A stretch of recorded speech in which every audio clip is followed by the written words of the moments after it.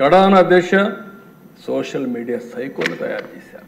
డబ్బులు డిజిటల్ కార్పొరేషన్లో పే చేస్తారు, ఆర్మీని తయారు చేస్తారు. ఆ ఆర్మీని తయారు చేస్తే కడాన్ నా మీద నీ మీద అందరి మీద పెట్టారు, కానీ కడాన కన్న తల్లి పైన కూడా పోస్టర్స్ పెట్టే పరిస్థితికి వచ్చారు అధ్యక్ష. పోస్ట్ చేసే పరిస్థితికి వచ్చారు. ఆయన శీలాన్ని కూడా శంకించే విధంగా ఏమనాలి, మనుషుల జంతువులని అడుగుతారు. మళ్ళా సిగ్గు లేకుండా మాట్లాడుతున్నారు. ఈ రోజు ఎక్కడికక్కడ మాట్లాడుతున్నారు. అంటే తల్లిని కూడా క్యారెక్టర్ అసాసినేషన్ చేసే వాళ్ళని మీరు నేను ఒక లెక్క, ఈ రాష్ట్ర ప్రజానికి ఒక లెక్క అని అడుగుతున్నా. నేను బాధ ఆవేదనతో అడుగుతున్నా.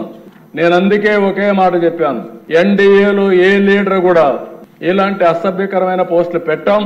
ఒకవేళ పెడితే వాళ్ళని ఏ విధంగా పనిష్ చేస్తున్నామో మన వాళ్ళు కూడా అదే మరి చేస్తా. ఈ రాష్ట్రంలో ప్రతి ఒక్క ఆడబిడ్డకు రక్షణ ఇచ్చే బాధ్యత,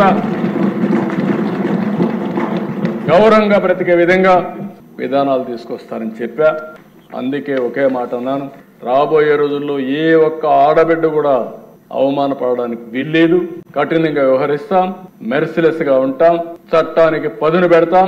పదును పెట్టడమే కాదు, అలాంటి వాళ్ళు ఈ రాష్ట్రానికే ఒక విధంగా చెప్పాలంటే ఈ రాష్ట్రంలో ఉండడానికి కూడా అర్హత లేదు. నేను చాలా స్పష్టంగా చెప్తున్నా, ప్రజల కోసరం, ఆడబిడ్డల రక్షణ కోసరం ఈ ప్రభుత్వం కఠినమైన నిర్ణయాలు తీసుకుని ఉక్కు పాదంతో అణిచివేస్తాం తప్ప వదిలిపెట్టే సమస్య లేదని మరొకసారి ఈ సభ ద్వారా ఆడబిడ్డలందరికీ విజ్ఞప్తి చేస్తున్నా. ఇది ఒక ఆర్గనైజ్డ్ క్రైమ్. మామూలుగా ఎవరో ఒకరు ఇద్దరు పెట్టుకుంటే దాన్ని మనం కంట్రోల్ చేయొచ్చు, కానీ ఇది ఒక ఆర్గనైజ్డ్ క్రైమ్ చేసే పరిస్థితికి వచ్చారు.